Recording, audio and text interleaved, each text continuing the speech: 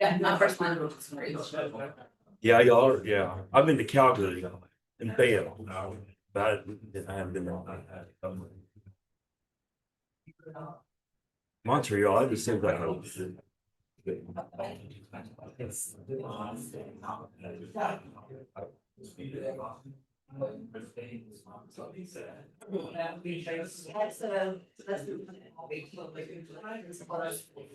you speak French?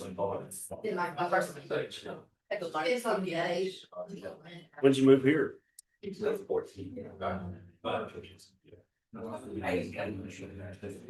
Are you? So you went from -10 to 110.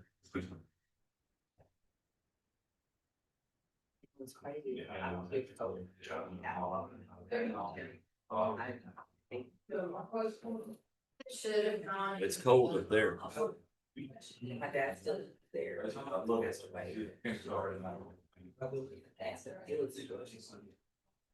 That's Calgary. Yeah.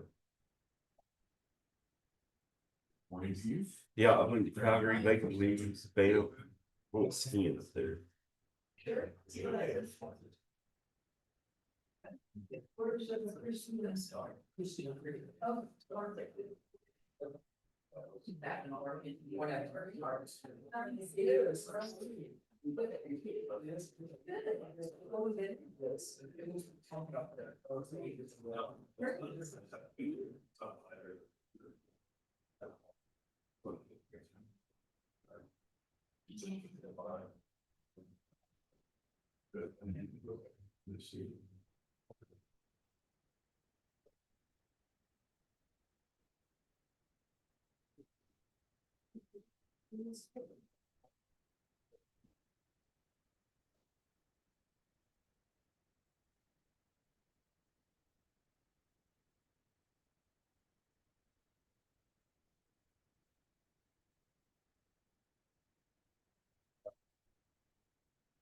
I don't know where everybody's at. May just be me up here. We'll get this done real quick.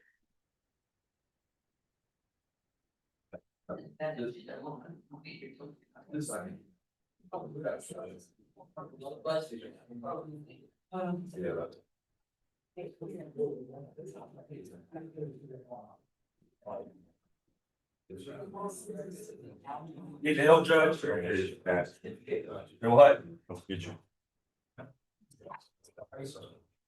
Thank you for the help. Oh, move my chair.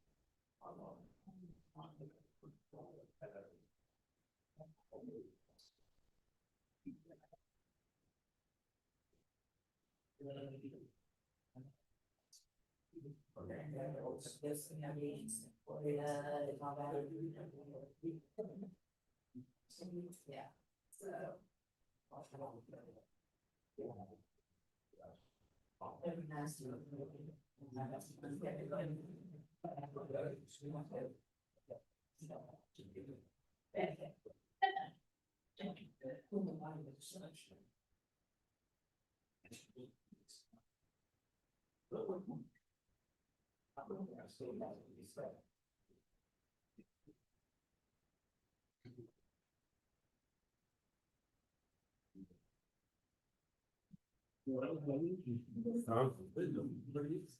Last video started without y'all. How's it? All right. I'm doing well. Yourself? Yeah. So far, so good. So more. There are people here, but There are I didn't have my glasses. many. All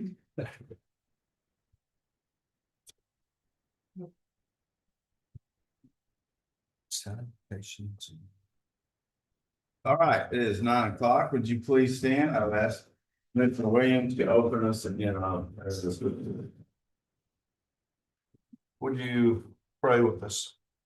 Heavenly Father, we're so thankful for your kindness to us, your mindfulness. We're so thankful that even in our deepest, darkest pit, you are there with us. You have wisdom to those who ask. You have guidance to those that seek you. Father, we thank you for all the provisions that you have given to us. We ask that you would give us knowledge, that you would give us wisdom, that you would direct our hearts and minds, not only to the activities of today, Father, but to remember you and all the things that we are doing so that we can accomplish your will, that all other intents, purposes drop away, and that we remember that if it's not for you, then it has no value. We bless you, and we ask all these things in the name of your Son, who's our Messiah. Amen. Amen. All right, pledge to the American flag. Salute. I pledge allegiance to the flag of the United States of America and to the republic for which it stands, one nation, under God, indivisible, with liberty and justice for all. Pledge to the Texas flag. Honor the Texas flag. I pledge allegiance to thee, Texas, one state, under God, one and indivisible. Thank you. You may have a seat. I will call our meeting to order. We do have a quorum. All the commissioners and myself are present. I would like to remind you to silence your cell phones right now. And are there any general announcements? I have one, Sir? two. Van Zandt County Precinct 1 will be having a cleanup day this weekend, Friday and Saturday. 8 to 5, I believe is what it is. What is a cleanup day? It's basically a grant that we received from East Texas Council of Governments to get some dumpsters, and people bring in their excess hoarding, you know, so probably a real good time after the Highway 80 sale. But so anyways, that'll be Friday and Saturday. And my other announcement is since we did the moratorium, which was about 6 weeks ago, I've been thinking about what Senator Bob Hall said, and soon I would like to revisit the idea of permitting these game rooms, probably the next commissioner's court. Your cleanup day, is that limited to, and who can participate? They have to show the license and show that they're in precinct 1, or can I send all my? No, Can they bring tires and paint and chemicals? hang on a second. I'll just All right, well, he's looking that up. I got an announcement. May the 7th is National Day of Prayer, and we will be honoring that in the courtroom across the hallway at noon. And you're invited to come for that National Day of Prayer. So. I'm a little slow this morning. Items accepted are fencing, mattresses, furniture, metal, appliances without Freon. Not accepted, tree limbs, chemical hazardous waste, paint, oils, cylinders, tanks of any kind, shingles, concrete, granite, no enclosed trailers. That's at our yard in Grants Lane on Highway 110. And that's Saturday? Friday and Saturday, if you know, we're not having humongous storms, but 8 a.m. to 4:30 p.m. Okay. All right, any other announcements? Public comments, Mario Davy has a public comment on item number 12.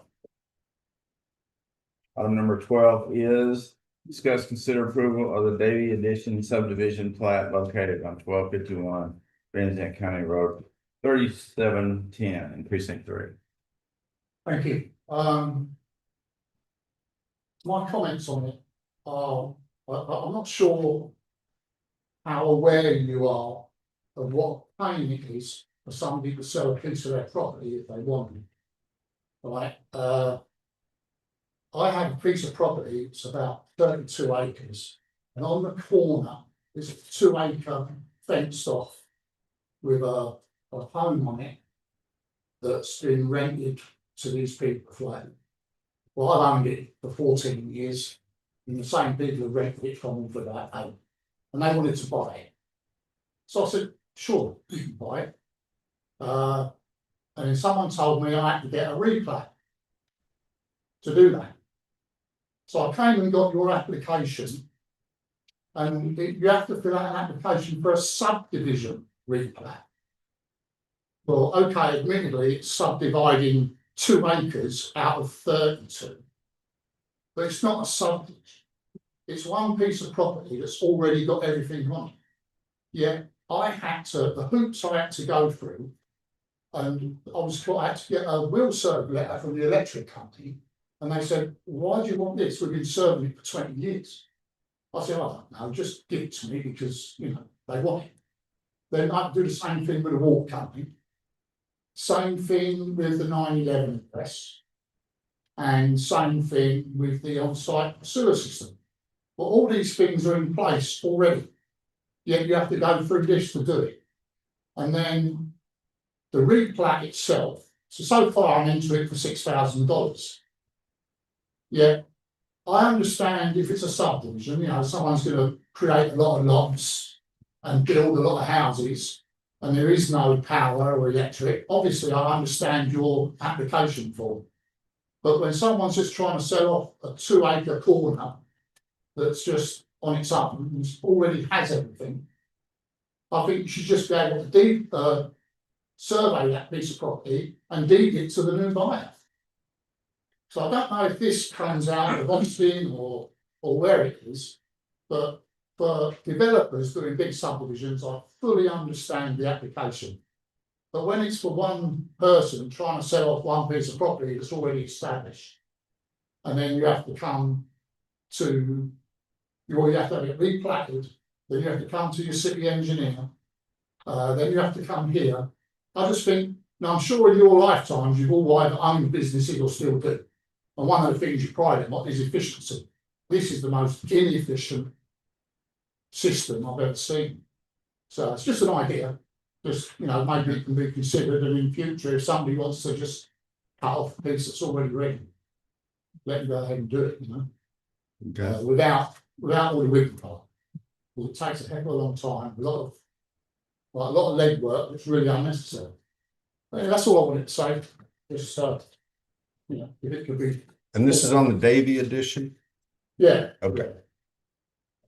So like I say, it's just one lot Understood. that's being cut out. So Thank you. thank you very for much. coming. Make your presentation. All right. Susan, any more?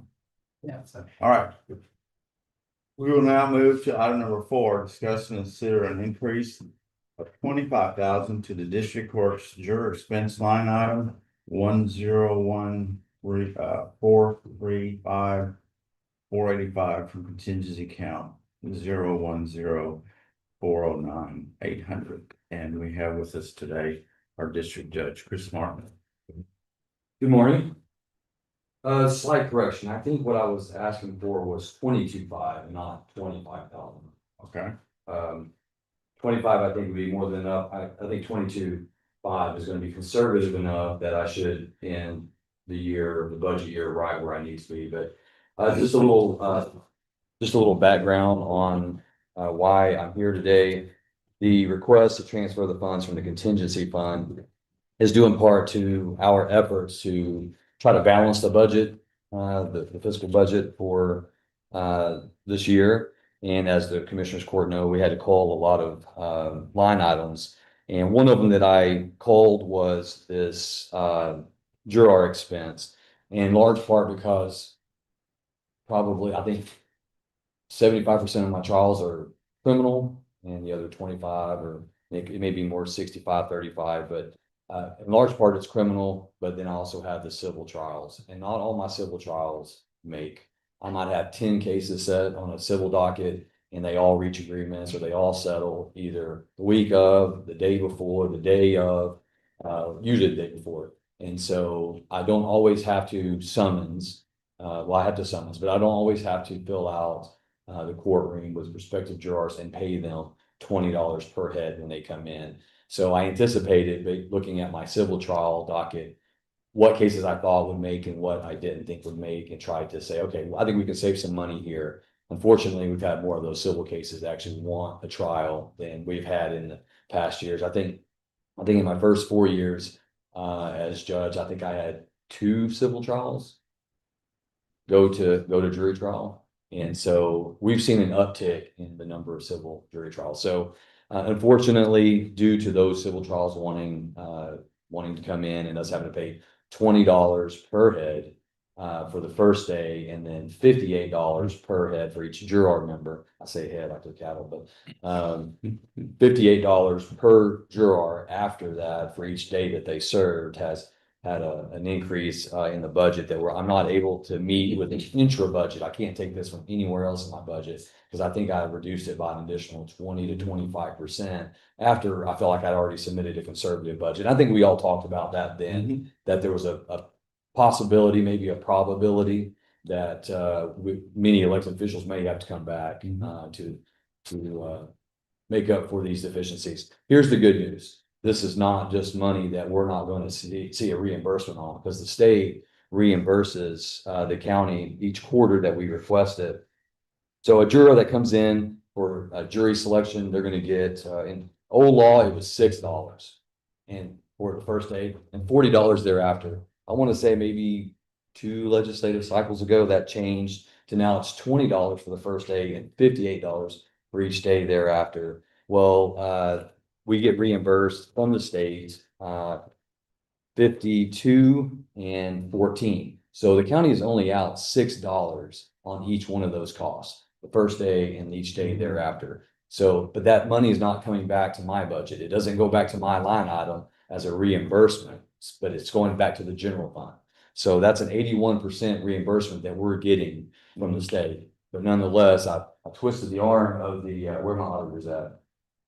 I was trying to twist the arms of the auditor saying, I want that money to go back to my line item so I don't have to go down to commissioner's court and say, hey, this is going to be way over budget. And they said, Judge, it doesn't work that way. I had to take them at their word. It doesn't work that way, but the money's coming back to the general fund. So this is not just more money that the taxpayers are just having to be out. We're actually going to get reimbursed for it, but it is on the quarterly, but it's nothing that my budget can reflect as like a reimbursement type, credit. So that's one issue. So I'm asking for 22.5 be transferred from the county's contingency back into expense line item 010-435-485 for juror expenses.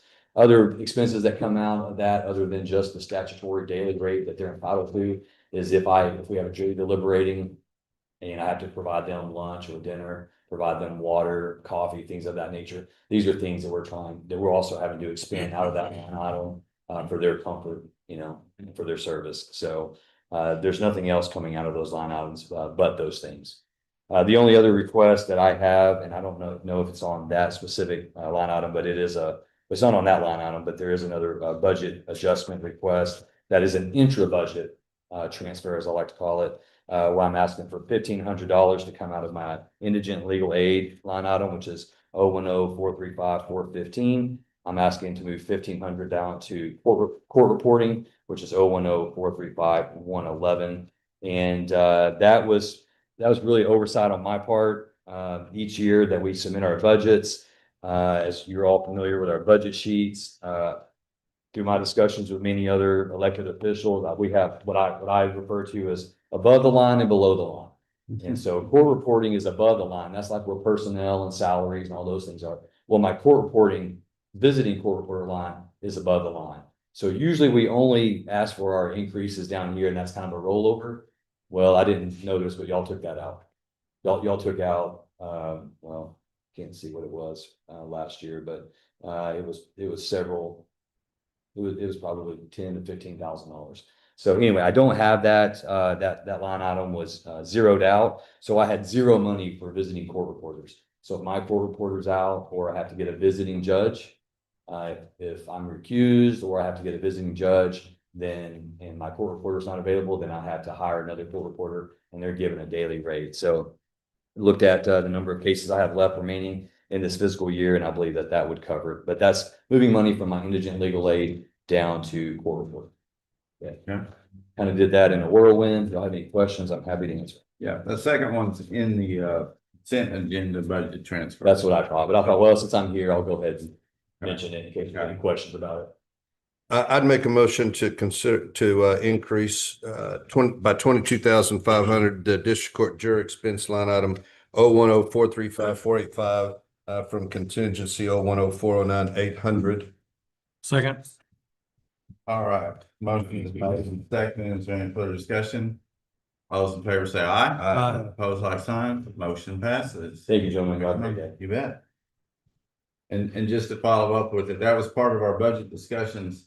When we did a lot of we went back to the departments and asked them to cut their budgets back to what they think would be reasonable amount, and that if they had a situation where it needed to be increased, we would be this court would be very willing to go into our contingency fund to bring that back up, and that's what's happened.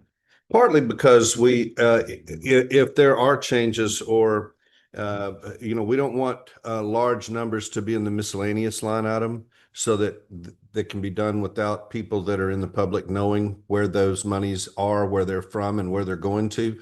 They come back here before the court. They make you guys aware of of what line items needed to be adjusted up or down, whatever the case may be, so that you're aware of it. So that's why the court did it the way that we did it. It's not to punish those elected officials that may have an additional need, but it's for openness. It's for clarity for folks that are in Van Zandt County to know why the dollars are being moved and changed. Now you know exactly what has occurred with the district court. Thank you very much. Item number 5, discuss, consider approving a resolution of the Commissioners Court to authorize the filing of a grant application with the Texas Historical Commission Courthouse Preservation Program. Now, this court has already passed a resolution to allow us to go forward with the grant. This resolution is actually what's required to go in the grant, and I'll read it to you real quickly. A resolution of the Van Zandt County Commissioners Court authorizing the filing of a grant application with the Texas Historic Courthouse Preservation Program for a grant to renovate, preserve the courthouse, and of pledging if that grant is received, Van Zandt County will comply with the grant requirements of the Texas Historical Courthouse Preservation Program, Round 14. Whereas Texas Historic Courthouse Preservation Program, Round 14 is administered by the THC, the grant funds awarded will address preservation and rehabilitation issues. Whereas Van Zandt County in the state of Texas is qualified to apply for grant funds under the request for applications. Now therefore be it resolved by Van Zandt County that Van Zandt County Historic Courthouse is currently owned by Van Zandt County. That the project, item number 2, that if the project is funded, Van Zandt County will comply with the grant requirements of the Texas Historic Courthouse Preservation Program, Round 14 in the state of Texas. And item number 3, that Van Zandt County will be prepared to begin grant funding work when financing has been secured for the county's responsibility of the preservation cost. And that says passed and approved by Van Zandt County Commissioners Court in Canton, Texas on the 22nd day of April 2026. So this doesn't commit us to anything. It just says that we will comply when we apply for this grant. So if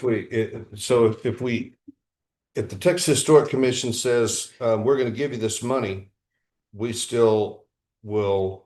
It'll come back before this court to be voted on as to whether or not we're going to accept the grant. That is correct. And then we'll be going to the public to determine y'all's level of interest and participation in the balance of the funds necessary to update the courthouse. Would That's that be correct. Yep. The grant will be awarded in late July, and this court will then, present to the public and to the court the total cost to do the restoration and the finish out work for the building on, Trade State Boulevard. And then we will make a decision if we want to continue and how we want to, do that. So, I'll make that motion. all right. Motion is made to approve the resolution. Is there a second? I'll second. Any further discussion? All those in favor say aye. Opposed, like sign. Motion passes. Item number 6. Discuss and consider, discuss, consider, and authorize Commissioners Court to sign the contract equipment lease with the Wills Point ISD for their May 2nd election. Good Ms. morning. Shannon Maddox with our election administrator will now present. How are y'all? Good. Good. Good. This is just a standard contract that we do with the cities and schools when we want to lease our equipment to them for their elections. All we did was lease the equipment, $500 a piece, and $100 for the actual poll pad. And then we did all of their programming or ordered their ballots and programming for them. Other than that, they're running their own election. Yeah. So we just need approval to, So, which So, early voting started Monday, but I'm And- sorry, I'm a little. and no, she asked me and I said, well, it's better to ask forgiveness than permission. No, I didn't say it. I didn't say it. I said, well, with the way that the time has come up, I didn't feel like I wanted to ask everybody for an emergency session. I believe that this is routine and customary, and we often like to help Wills Point ISD and the cities with their municipal elections. And so this is, and to that end, I'll make this motion as a ratification and approval of authorizing the signature of the contract equipment lease with Wills Point ISD for their May 2nd election. And I'll also apologize in advance that we didn't do it before, but I believe that we would have, we would likely, it would be unlikely that the Commissioners Court would say, no, we can't do this. you made the motion. I did make the Yeah, motion. I'll second. okay. Motion is made and second and further discussion. And Wills Point ISD was the only entity in the Vincent County that's having an election. The city of Fruitville is having an election. They always do their own. And then TJC is having a bond election and they contracted with Smith County to do that. To that. But other than that, yes, West Point is the only one that had one. All those in favor say aye. Aye. Opposed, like sign. Motion passes. Thank you very much. Thank y'all.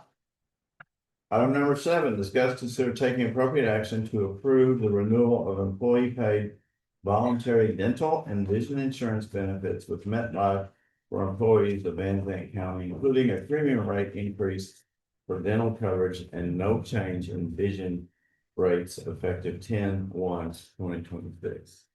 Good morning, Court. Good morning. Yes, I have Deanne with us. She's our rep with Gibbs Hallmark. She helped us get the best rates for our MetLife insurance and our county paid standard life, which that is number 9. So if we could do both while we're up here at the same time, please. She has to go to Tyler for a Let me break. read item number 9. From this here above. So we'll do number 7 first. Discuss, consider taking appropriate action to approve, if we're gonna do both separately. Separate. Okay, then let's go forward with that. Yes, because they're 2 different. Our MetLife is employee paid only. Vincent County does not pay any portion of that. So we do have a small increase, and that's what Deanne's gonna discuss is how that came about. So, as your agent broker, I'm an independent agent with His Hallmark Insurance, which that means that I don't write with one company. I write with many companies. Can contract with any company that is at least A-rated. I'm involved with our association, so I have good relationship with carrier reps and other agents, so I know what's going on. So my responsibility to you is to find the best rates. when MetLife came along, they asked for a 8% rate increase on the dental and they were leaving the vision alone. I was not comfortable with that, even though it's not that much in dollars. It would have been $3.11. We got it down to 3%, which is 117. I mean, pennies become dollars later on each year. It counts up. So we've got to keep it down now and not let it go up a little bit at a time. So that's my responsibility to you, is to watch even the pennies to make sure that they are spent wisely. And MetLife is a good, strong company. If I didn't feel good about them, then I would remarket it. If they went up and wouldn't listen, but we had good negotiations and response because of strong relationships. So we were able to get it down to 3%. I thought we'd probably only get 5, so I asked for 3, and we got 3. Awesome. I will say that we also offer this to our employees that are eligible to retire. They get the option to enroll in this at the same cost that we have as employees. So it's a win for them as well to be able to still find this coverage that's affordable. And it is very good coverage. I know a few that have just told me in the last week or so that they used the vision and they said, this is a really good insurance. And so I'm very pleased with what she does for us, help us get the best rates, and just wanted to put it transparent to the court and everyone what this is going to be. So we have no rate change on the vision at all this year or last year. All right, is there a motion? I make a motion. All right, is there a second? I'll second. All right. Motion made and second to approve the voluntary dental and vision insurance benefits with MetLife employee for 10/1/2026. All those in favor say aye. Aye. Pose like sign. Motion passes. Item number 9 is discuss, consider, and take appropriate action to approve the renewal of the county paid group life insurance benefit with standard for employees in Benedict County with no change in premium rates effective 10/1/2026. So this one is our standard employer paid life insurance that all full-time employees receive. And there's no rate change on this. So we got lucky. This is our 3rd year that we've not had a rate change. And they actually battled behind the scenes to get this done before we even came up through this year to have it done. So this one does need to go before court for actual approval, because this will be what you will approve for that portion in the budget to allow, but there will be no change on it. The additional life insurance is still based how it always has been, based on people's age and their amount that they enroll in and things like that. So, but we'll need to go. She can explain this one, how she got this. This rate was kind of accidental to get it approved so quickly. Well, because last year when we got the rate increase approved, I wasn't quite finished with my negotiation. And so after we got the approval, I was still meeting with the company. And so we were able to add a 3rd year, 1 extra year with a rate guarantee on it. So that's why it's not coming up for a reg renewal this year, because it was originally 2 years and we got that extra year. Which is huge, because you never know how much they're gonna go up in a year's time. Right. All That's right, why this didn't come through court last year, because it was on an automatic 2-year renewal. But since they had added the new one, that's why we came back this year, just for transparency. all right. Is there a motion to approve the group life insurance benefits with standard for the effective 10/1/2026? Moved. Second. All those in favor say aye. Aye. All those opposed like sign. Motion passes. Thank you. Thank you very much. Appreciate it. All right, item number 8, discuss, consider, approve, order authorizing Memorial Day fireworks sales beginning May 20th and ending at midnight, May 25th, 2026. This is something that each county has the ability to determine whether or not fireworks sales can be sold on specific holidays, and this is one of those. So is there a motion? I have talked to the fire marshal, and he's in agreement with this, That's what I was about to ask. so, I'm so moved. Second. all right, motion is made second, all those in favor say aye. Aye. Opposed like sign, Passes. Item number 10, discuss consider approval of amended plat Albright Edition tracks 9 and 10 located in Benton County Road 3724 precinct 3. This is one of mine. Tony, are you, up on this? Yes, I am. Would, This one's been in works, since last October with Miss Ray. Anybody here? So moved. That's So what this has gone from is, about a 10-acre parcel down to, I believe, 6.99 and 3.1. So basically, it just moved the line up a little bit. And it wasn't a, redrawn, it was a plat that's gone from, like I said, 6.99 or 10 acres down from 6.993. So we're just moving of the line. Yeah. Nothing else has changed. and, Yes. and this has been going on for a while. There was a lot of questions about it, and I was backwards and forwards on it with them, and I think that we've kind of finally all come to an agreement on it. Yeah, it was my understanding that there were two existing tracks. And this is one of the difficulties that Mr. Daly, I believe, Mr. Davy was speaking about earlier. In these subdivisions, there are larger issues at work, and part of it is state law, and part of it is our subdivision regulations. But these were two tracks, and they needed a little bit of acreage moved from one of these tracks. They owned both of them, right? And they just need to move that line a little bit. And there are provisions in the property code that give you the ability to move a line. And see, that was originally established. If you owned a piece of property and you put a septic system on it, and you thought you were on your property, and so you need to move the line a little bit and your neighbor agrees, he's going to do something for you. He's going to give you a horse or something. Y'all just move the line. The two of you just sign this and move that line. So that's what we're doing, is we're in the process of moving a line between a lady that owns both this tract and this tract. And they're just modifying the line a little bit. So I would, I do make the motion that we approve this modification. All right, motion is made. There's a second. I'll second it. Okay, any further discussion? All those in favor say aye. Aye. Opposed, like sign, motion passes. Item number 11, discuss consider approval of the Edgewood Acres subdivision plat located in Vincent County Road 3608 and Vincent County Road 3610 in precinct 3. Yes, this is another one of mine that we've had trouble with getting water approved on it. And we had a letter and for Wales, and they withdrew their letter, and we still don't have a water letter. He is working on it. So what I'm coming to the court with is to ask for another 30-day extension with no fees or nothing, just for him to get this water problem worked out. I'll make that motion.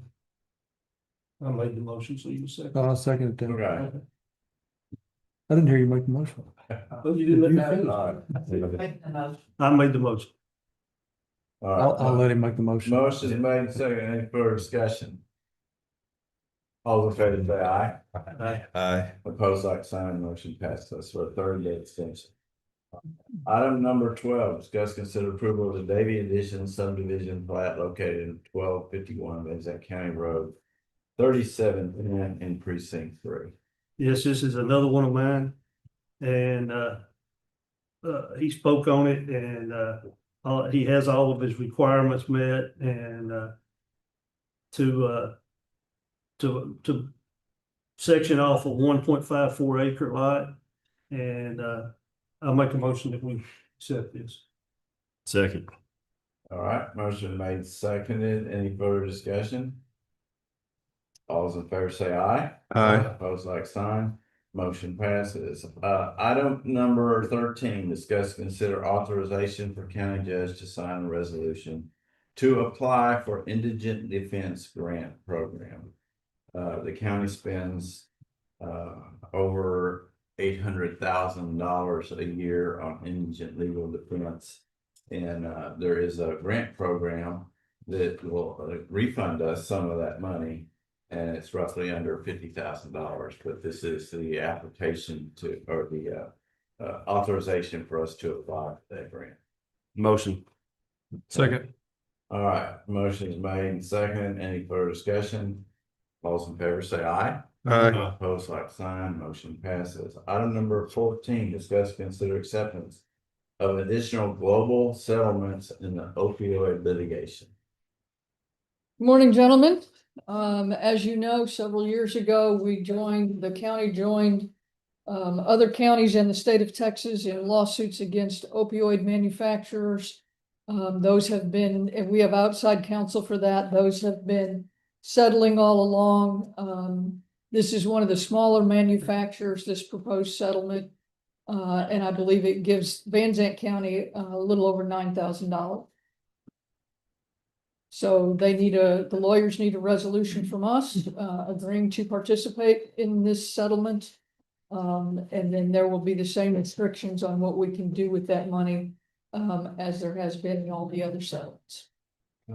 And what, we apply that to our, inmate healthcare, or what do we do with that money? We can use it for inmate healthcare. We can use it, there's actually a long list of programs, many of which we don't have in Van Zandt County, but any type of rehabilitation, drug addiction counseling, anything like that. All right, is there a motion? Motion. Is there a second? Second. All right, motion made second. Any further discussion? All those in favor say aye. Opposed, like sign, motion passes. Thank you very much, sir. Item 15, discuss, consider district attorney's office contract for services, Department of Family and Protective Services representation, including changes in the Title IV/E contract and necessary budget amendments. So you may or may not realize that my office has statutory responsibility for representing the Department of Family and Protective Services. That's CPS and APS in cases in Van Zandt County. Local prosecutors throughout the state have that responsibility in addition to their other responsibilities. We do get a small amount of the money we spend both for the prosecution and for the defense of those cases, because when my office files to terminate parents' rights by law, just like a criminal case, they are entitled to court-appointed lawyers. So we get a little bit of the cost of prosecuting those and a higher percentage of the cost of appointing indigent lawyers for those parents, reimbursed through a grant.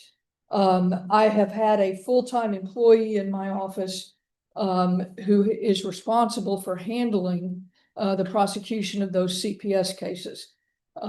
She came to me a couple of weeks ago, and as happens with a lot of my lawyers, she realized that our retirement in Van Zandt County sucks compared to other counties around here.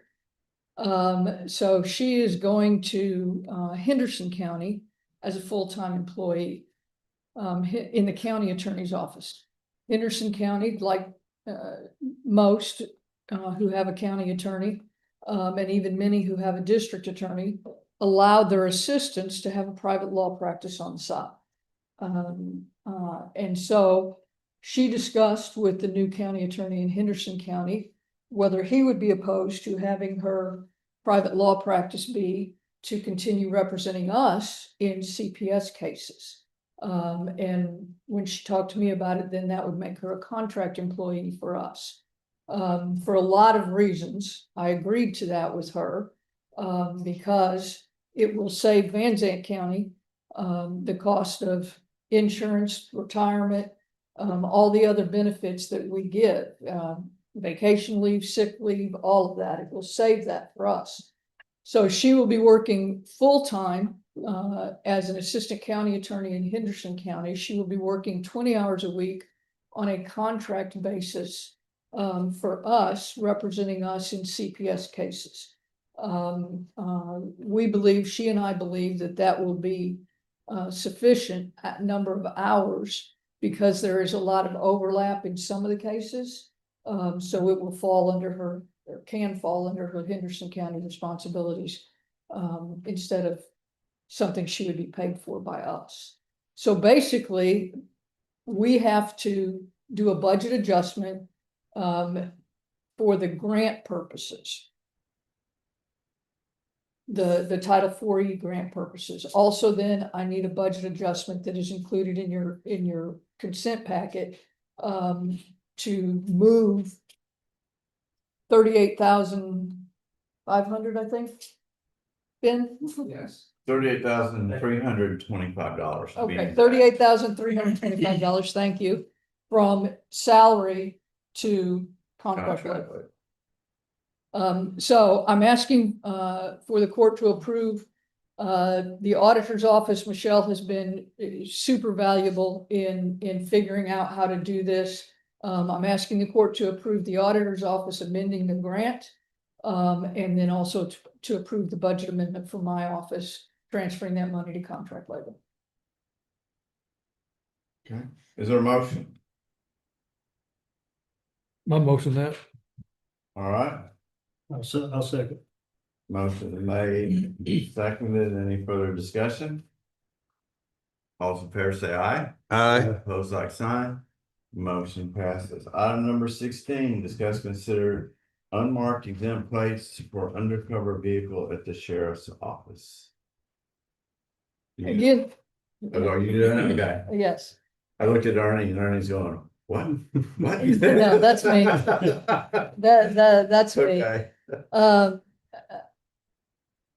You may or may not be aware, because it was it was about a year ago, I think. I used forfeiture funds taken from criminals to buy an uncovered vehicle for the sheriff's office. A couple weeks ago, some folks on the internet decided to out what that vehicle was. For safety reasons, I had to turn around and sell it, I traded it in and got a new vehicle, a different vehicle for the narcotics officer at the sheriff's office to drive. I'd rather not say out loud what it is. But in order to not pay taxes on the vehicle, it needs exempt plates, but we don't want it to say exempt on there. So in order to have exempt plates that do not say exempt, I have to have a motion and order from the commissioner's court in order to take that to the tax office. And I'll just need the minutes. I don't need a separate resolution. I'll just need the minutes from this meeting in order to do that. A motion. I'll second. All right, motion made, second, any further discussion? Could you repeat that? Yeah. So you try to keep the unmarked cars secret? Yes. Hmm. It's undercover. Undercover ones. Yeah. Okay. All right, all those in favor say aye. Aye. Opposed, like sign. Motion passes. Item number 17, discuss and approve the establishment of budget funds for the new Zandt County Sheriff Office CIOT and OPS LOW grants approved by the Commissioner Court on Tuesday, April the 7th, 2026. Are you leaving, Ben? Oh, you're coming up. Okay, good. Good morning. Morning. This has to do with a click it or ticket grant that the sheriff's office received. It's extra funds for them to do law enforcement. And what we need, because this is a new grant, we're asking for approval so that we can set up these funds in the budget. They're going to be new funds, fund numbers.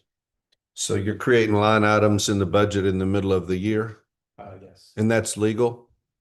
Yes. Uh-huh. I'd make that motion to approve. Second. All right, motion is made, second, any further discussion? We're gonna have a whole set of expense items, expense category too, Yes. related to this. The money comes in one fund and it goes out from another fund. Yeah, so, Well, I appreciate the work you guys do in keeping all this stuff straight and together. okay. And I know the third party auditor does too. All right, all in favor, say aye. Aye. Opposed, like sign. Motion passes. Item number 18, discuss, consider allow the county judge to sign a 5-year contract with Motorola Solutions for one M500 in-vehicle camera system for a new sheriff's office patrol vehicle. And that came from Scott. I don't know if Scott, is.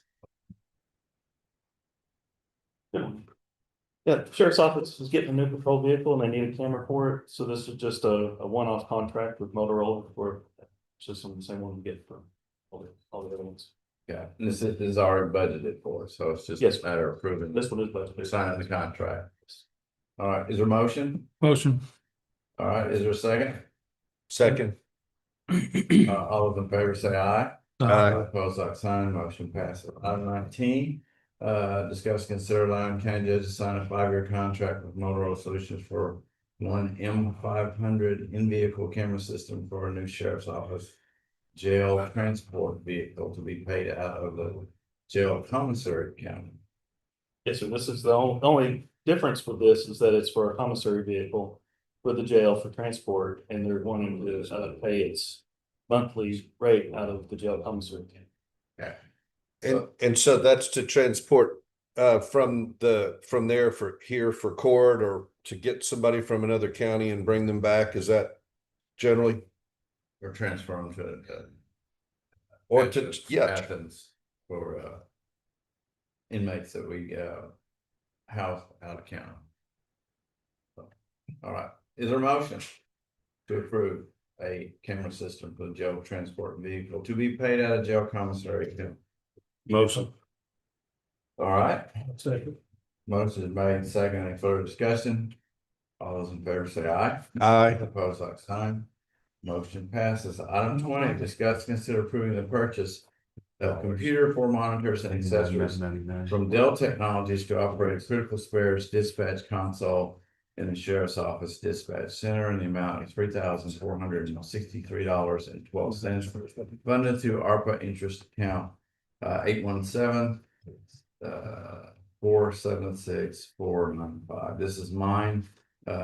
We were finally able to establish and the what's called the critical spares equipment list with L3 Harris. In that list is what's a Symphony console, which is another dispatch station. We currently have 3 dispatch stations in the dispatch center, and by having a critical spare, we will have a 4th one available to us in the event one of the others goes down. But the critical spares list, that is the equipment, the L3 Harris equipment, but there's associated equipment that needs to be purchased for that dispatch center, which includes display monitors and another computer, and that's what its amount of $3,463.12 is to make that 4th dispatch center operational. We need this equipment. Do counties typically have an extra dispatch console that you're aware of? Yes, they do. And usually it's in the back, so next one drops out. I bet it comes to the service there. That's always wise to have backup and someone see what the dispatch station. Do you typically have 3 dispatchers working at any given time now? Yes. You have 2 sign dispatchers. I want to point out one thing, the quote had expired and I requested a new quote yesterday. New quote is for the exact same amount. Okay. It's just a new quote number. Okay. Actually, just want to be quarterly aware. Okay. All right. And we're paying for this through the ARPA interest, the interest money. Is there a motion to approve this purchase? So moved. Is there a second? Second. All right, any further discussion? All those in favor say aye. Aye. Opposed, like sign, motion passes. Item number 21, discuss consider authorizing county judge to sign a contract with Maloof Engineering International for a structural analysis of the Texas Cellnet Tower in the amount of $2,200 to be funded by the ARPA interest account 817-476-495. This is the sixth site cell tower that we approved the lease on in our prior commissioner board meeting. And L3 Harris requires an engineering study to be on it to be done to verify that the tower is structurally sound for the equipment that's going to be put on it.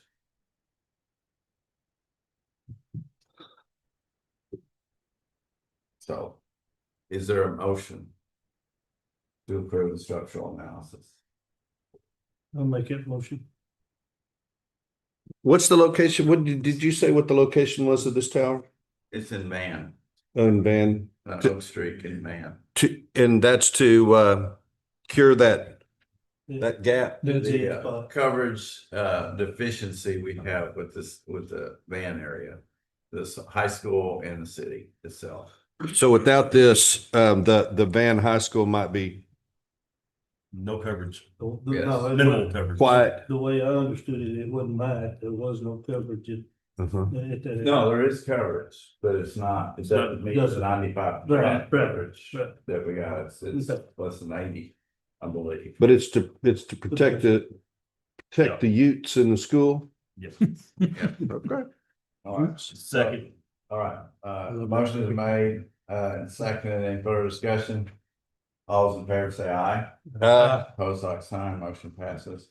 Item number 22, discuss and consider approving the purchase and installation of video camera surveillance system in the precinct 4 radio tower by AIO Security Solutions for $5,800 in the purchase of WatchGuard's firewall for the tower shelter in the amount of $1,417.28 to be funded to ARPA interest account 817-476-495.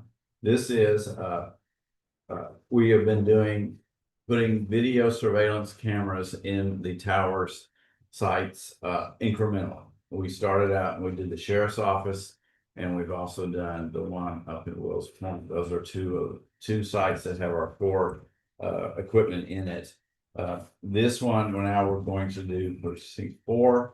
This is not actually our tower, but it is our shelter, and we want to put the security system in there because we actually had a copper theft. Someone came in and stole all the grounding cables and bars, and it cost us about under $5,000 to replace all of those. And and we hope to have these security cameras there so that will help ward away the potential of more copper theft in the future. I tell you, and my daddy used to say that if you wanted to keep an eye on stuff, you got to put a camera on it. And Is that a motion? And I make a motion to follow what Diddy said. Absolutely. Is there a Absolutely. second? Is there a second? Second. All right, all those in favor say aye. Opposed, like sign, motion passes. Item number 23, discuss and consider authorizing county judge to sign a lease agreement with Texas Cellnet for the precinct 1 radio tower. I do not have this ready, and so I would like to table this. I'll make a motion to table this until a future commissioner court meeting. Second. Yep. Okay, so, motion is made, second. All those in favor say aye. All those opposed, like sign, motion passes. Item number 24, discuss, consider, approve the county judge to apply for unclaimed property capital credits from electric cooperatives for use by the county for economic development. We apply for this every year. This is money that is returned from electric cooperatives, deposits, or money that is refunded to customers, and then the check does not ever get cashed or received. And so that money is available to us, and then we put it in our economic development, which we then in turn use to help out, which we're named was it Mills two mills? Midwest. Midwest tube mills that we did, we're doing in, next week, I believe it is. So, but this allows us to apply for it again. So is there a motion? Motion. Is there a second? Second. All those in favor say aye.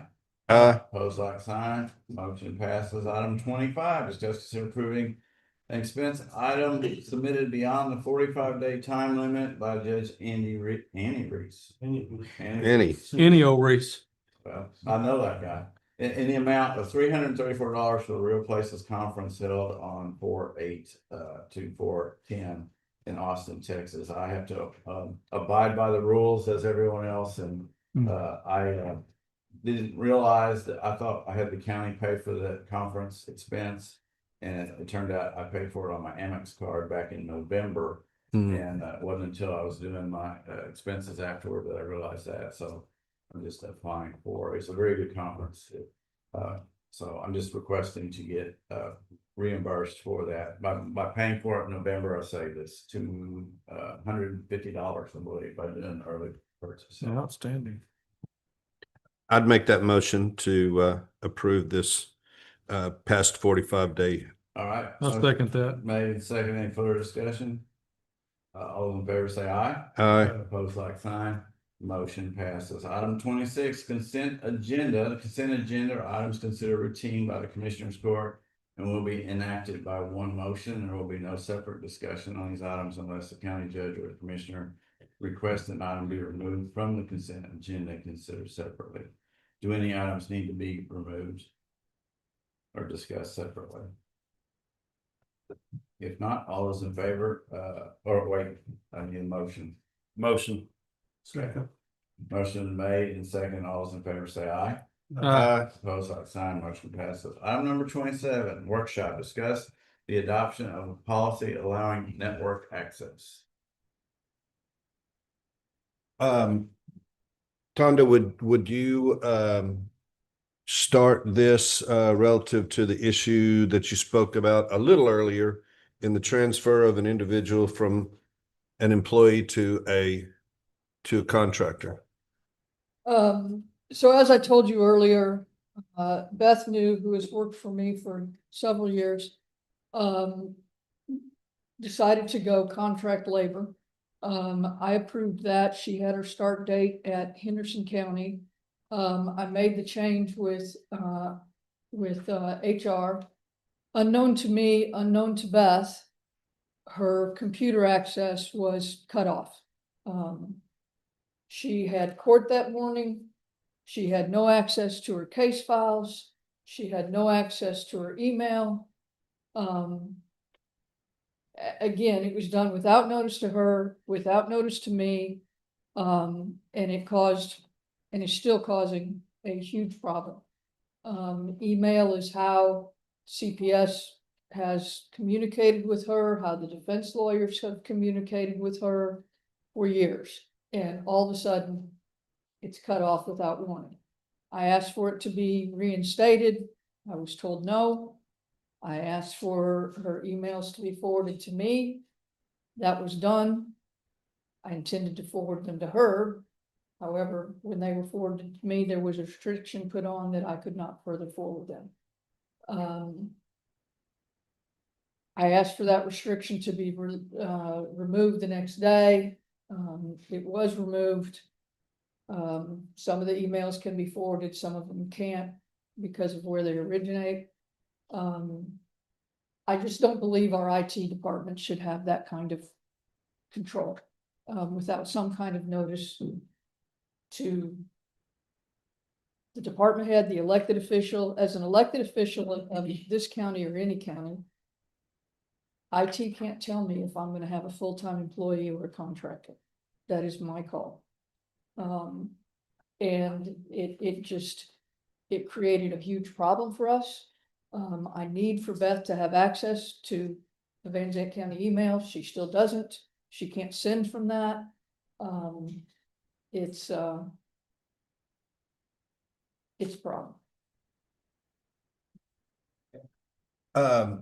If you don't mind, Judge, I'd like to hear from our HR department, if there's anything in the employee manual or any other manual that we have, associated with this issue. And then I'd like for Mr. Slayton to discuss related to this. And the reason I'm kind of, asking these questions is because I'm the court's liaison to the district attorney's office. And so I was kind of in the point position related to this. And so these are kind of the questions that I've been going through, trying to determine what's the solution. So I did pull up part of our policy that relates to computer and internet usage, which is 1C5. And there's two different sections. And the first one tells us the computer network software and internet connections you use at work are all owned and maintained by the county, and as such, all county-owned computers and networks will be subject to review and or inspection, random or specific at any time by the county to enforce computer and internet policy as it applies to usage by employees, law enforcement, reserve officers, and or contractors utilizing county-owned computers and internet connections. County employees and officials have no right to privacy about internet or email use and computers, networks, and internet access is a privilege granted by department heads that may be revoked at any time for inappropriate conduct carried out on such systems. Improper use may result in discipline up to and including termination.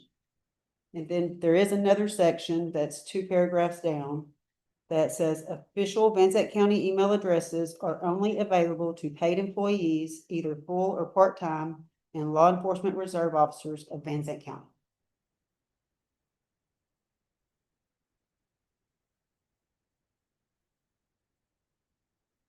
Is there anything in there? Mr. Slayton, feel free to fill us in with. And the reason why we're doing this out here with everybody is because we want you to understand. I would like for you to understand what issues there are sometimes when you have 2 different departments with 2 different focuses for how they accomplish their task. We actually do have a few contract employees. I think the jail nurse is one. At one point, emergency management was, she's not, but at one point she was. We still haven't actually received any email except for asking me to move Beth's email to Tonda's email. We never received anything from Tonda about her intentions with Beth. We found out a week later after she'd already been terminated on April 1st. Would you say that it's really terminated if it's a status change? They didn't termination. Her status really wasn't known until today. Y'all ratified the That's right. yes. And then I don't know if you know, but I talked to Michelle Kinney.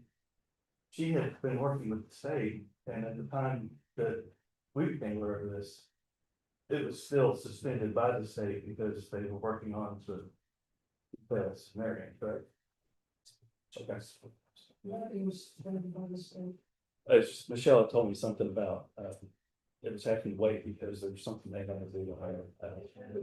As the issue I brought up earlier on the item, the contract item, but the state didn't suspend for access to the United States.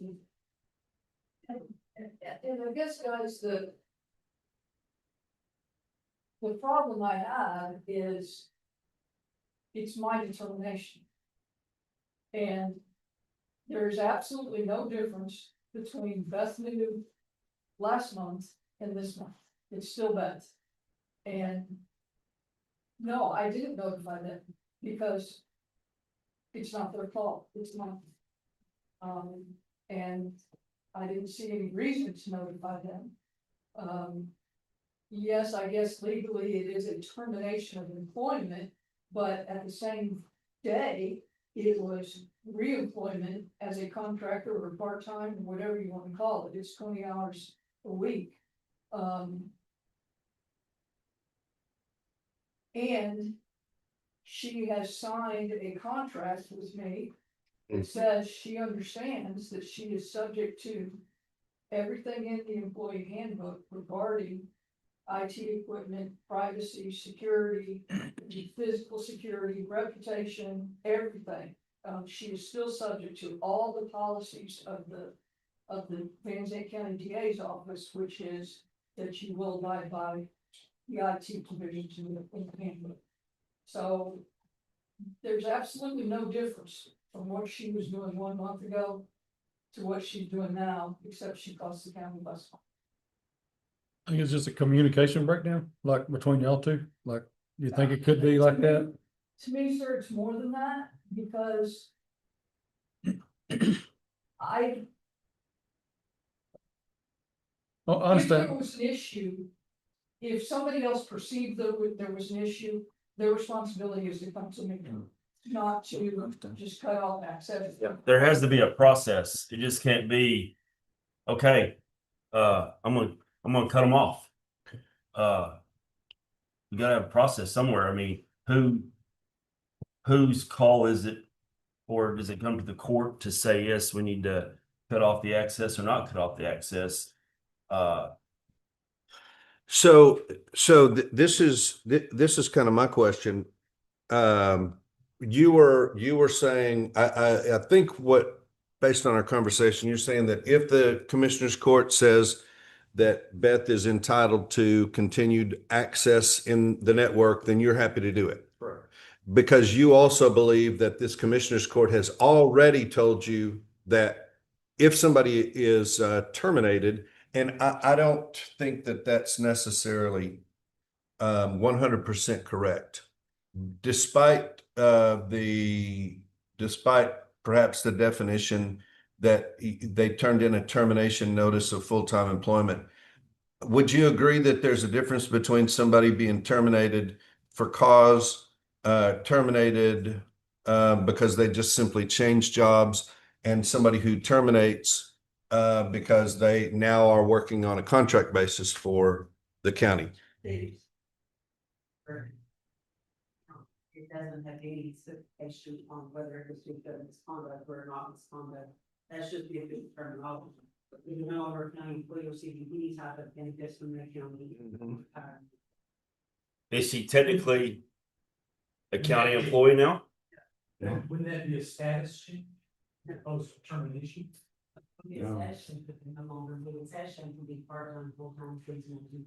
So if Tonda told her to do something as it relates to her job, she would not need to respond to Tonda?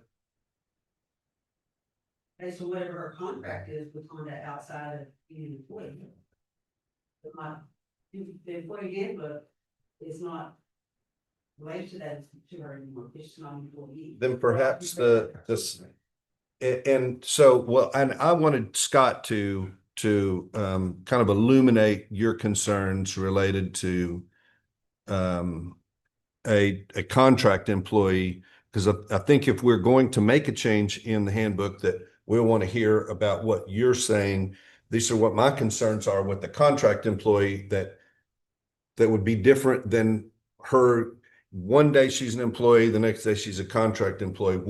What's the difference in your mind, so that we can work? Well, actually, what I'd like to find out first, is what is your policy, one, about network access from non-employees and email, assigning an email to a non-employee? Well, at this point, she is I'm not talking about her. I'm just saying, what is your policy? You know, I need that clause she read. There is another section 1C6, that also talks about county email, internet, network security management, which is how they go in and do the management portion of it to ensure that there's several different things there.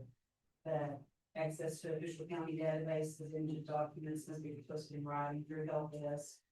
That's why any communication is supposed to go to them to gain access, to remove access, to add additional access, or anything goes to the help desk. Without that, then it doesn't get documented or do anything with it. And that's where the new hire comes in. That's the request. So, between you and Scott, are you saying that if Tonda had sent a note to the help desk saying Beth News changing from employed to contract, that none of this would have been a problem, or how would that have Oh. changed? With the courts addressing the status, I mean, as this happened today. Once that's happened, and she's now recognized by the court as contract employee, we're good to go. So if this had all happened prior to, we wouldn't have had this issue. If, and I think kind of where I was going earlier was if whether or not you believed that the employee manual told you to cut her off as soon as there was a termination or a change. And so it could be just as simple as this court saying that it is the responsibility of IT before cutting somebody off to speak with their department head and determine whether or not, you know, what the status change is.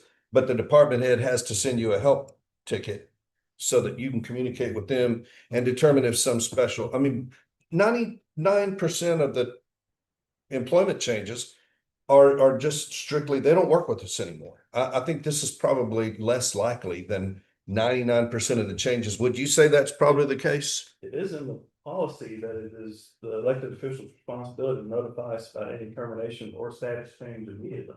Uh-huh. Yeah, I know that. And this would be under the status change. I understand that. But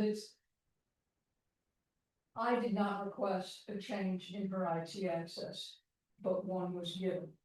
Yeah, and that's kind of where I was going with, yeah, you. That's where I think we need some kind of Uh-huh. direction, policy, something. Because I believe it's an elected official responsibility to make those decisions, especially when the elected official is a district official and not a county official. There's a legal difference between the two. I believe it's the elected official's responsibility to make that determination as to what a person's IT access is, not the IT department. Yeah, what number of people who change jobs or are terminated, does the supervisor send you a help desk ticket and say, hey, terminate their? Almost all. Okay. And my So- understanding of it is, when we send that to HR, that on a normal complete termination, it also goes to IT. Well, that's how we found out. We verified back with HR. HR said that the employee had been terminated. They heard a week later that she wasn't. So in other words, they heard through the rumor mill, and they didn't call me in. This was verified with HR. But your argument was that HR is supposed to notify me, so. I think No, that, when the person isn't transitioning, when I make the request, yes, HR, it's a big circle, as it should be, with HR and treasurer and all of that. It's a group, as it should be. if, in the majority of these cases, when we notify HR of a change, you would learn it there through a termination that you should cut off their access. HR, IT, and generally, do the same. For example, the sheriff's office, we get it all together. We get them all at the same time. They come copied to HR help desk. Could I, One may get missed, but they don't send it, you'll come and ask, y'all have anything on so-and-so? could I make a recommendation? My recommendation and a change for the policy handbook is if the supervisor has not, if the department head, supervisor, elected official has not directly told IT to make a change, rather than IT going to HR, that IT speak with that supervisor or elected official. I think that would be great, Commissioner. I would also ask then what happens if, as in this case, I would have said, no, don't cut her off. She's a contractor now. What is the authority, who makes the decision as to whether you cut her off or not? I would have come to the court. Or at least my representative, or your representative, which is what. But in this particular case, her access was cut off. And so do we want to take the do we want to take the step that nobody is cut off until the next commissioner's court, when this body has an opportunity to review the circumstances related to that? Or is that micromanaging to a level that we don't want to micromanage to? I can make a suggestion, if we could give the representative the ability to rule on that and then ratify it in the court. Who would be the representative? In my case, I believe it's Mitch and Judge. Liaison. Gotcha. Liaison. Liaison. So That would maybe be, the liaison could act temporarily, and then we could ratify it in court, the next court. would that set, what could, well, in this particular instance, the liaison, your liaison, one of your liaisons and one of the liaisons for whoever the other department, perhaps. They were out at the time, so we came to you, but as you were the liaison. Yeah.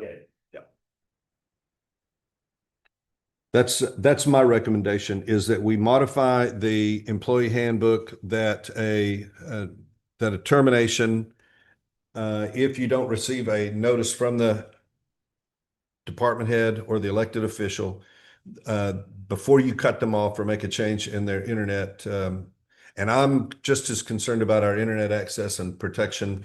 I try to be one of the first ones to do the training as I'm directed. What training? That's what I was afraid of. So I would ask that IT speak with their liaison and the other liaison before making a change to someone's internet access. Because in this particular case, I'm pretty particular about the, so I can't make that motion because we're in the workshop, but just write all that down so that I don't have. I wouldn't say it just pertains to this either. If there is a discrepancy between something else that's on a whole other subject, if there is a discrepancy between it, go to your liaisons. So not just IT, but there's other issues that go on instead of coming here and, like you said, micromanaging. Go to the liaisons, work it out, and then get it ratified here. Not for this certain situation. I'd be okay with that. Tonda, would that satisfy as an elected official? Now, in this case, if I had known on April 1st, I could have notified y'all on April 1st, but we went a week not knowing what her status was. Understood. We didn't know if it was a, voluntary or a change, or we had to find out through rumor. So Mitch is right. Mitch is right. Part of this, a large part of it was a communication error.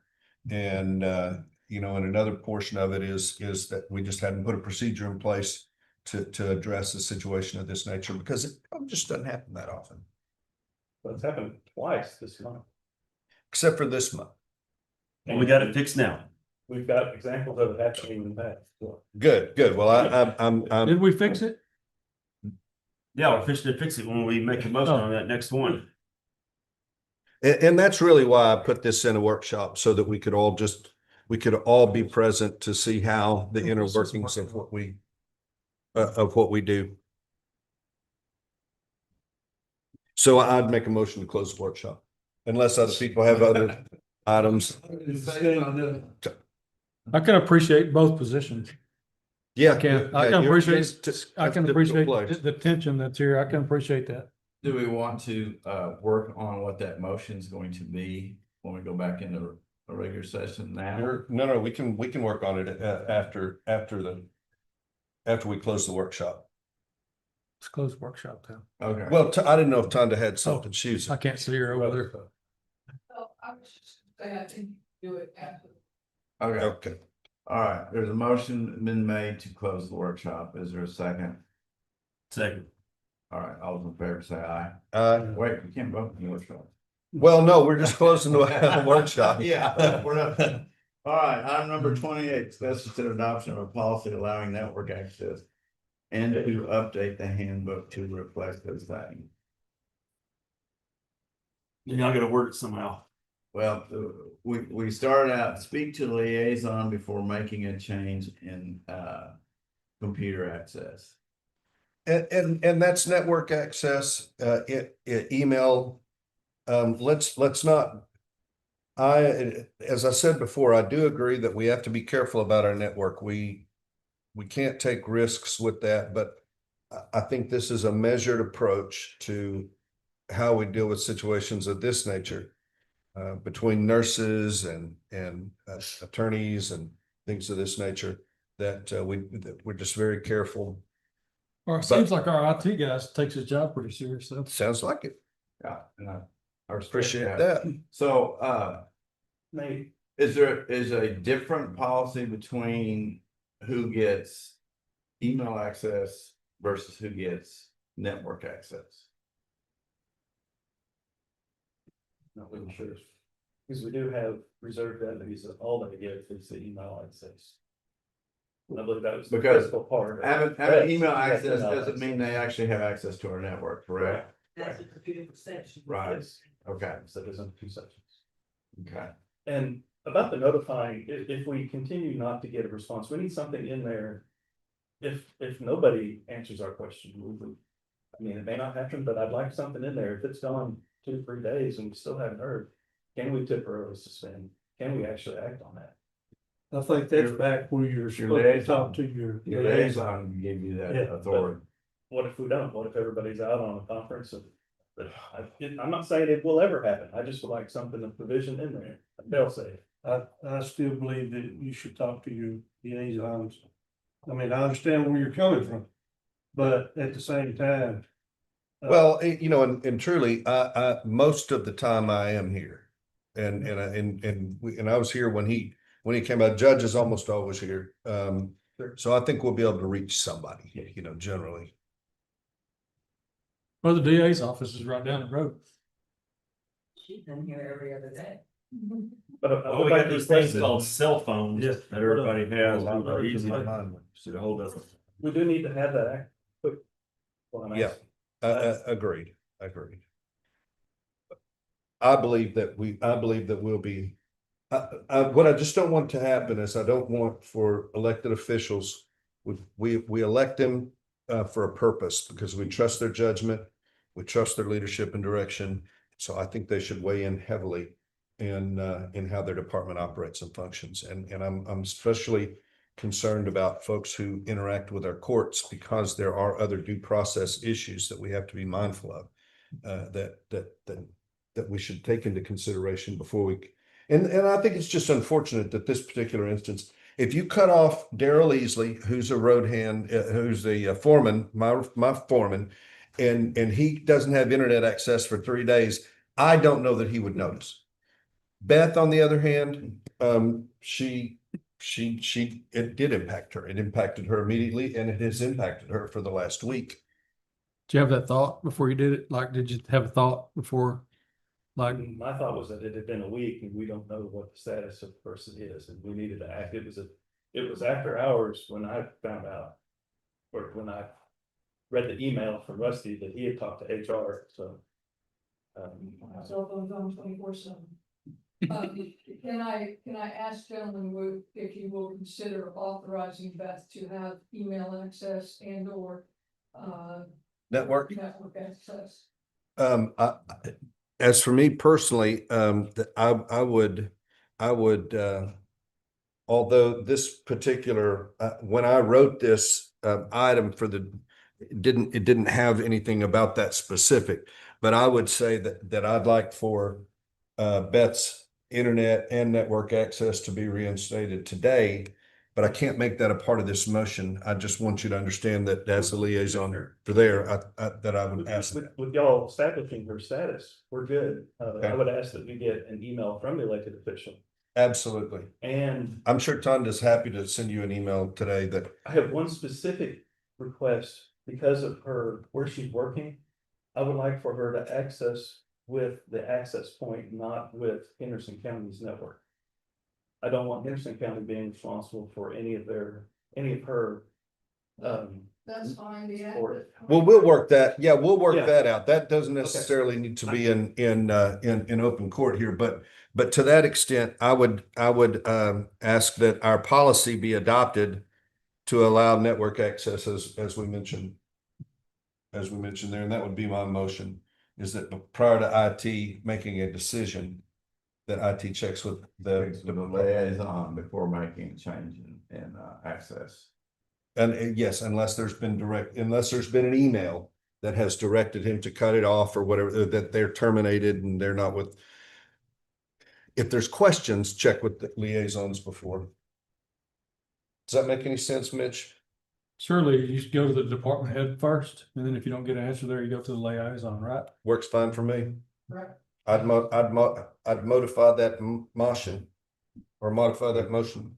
I'll second it. All right, motion is made second. I'm not quite sure what all that was, but we'll fine tune it. But it basically with the aspect that we speak to liaison before making a change and the department head. His department head. Department head and liaison, if there are questions related to the status of a Okay. terminated employee. All right, so who made the motion? I made the motion. And who seconded it? Me. All those in favor say aye. Opposed, like sign. Motion passes. All right, we are, now need to go into executive session, lines of 551.0725. State, Texas Government Code to conduct a proposed meeting to deliberate business and financial issues related to a contract being negotiated. And, a second executive session for the deployment of specific occasions for the implementation of security personnel, critical infrastructure, or security devices. So we will now end our regular meeting at 10:26.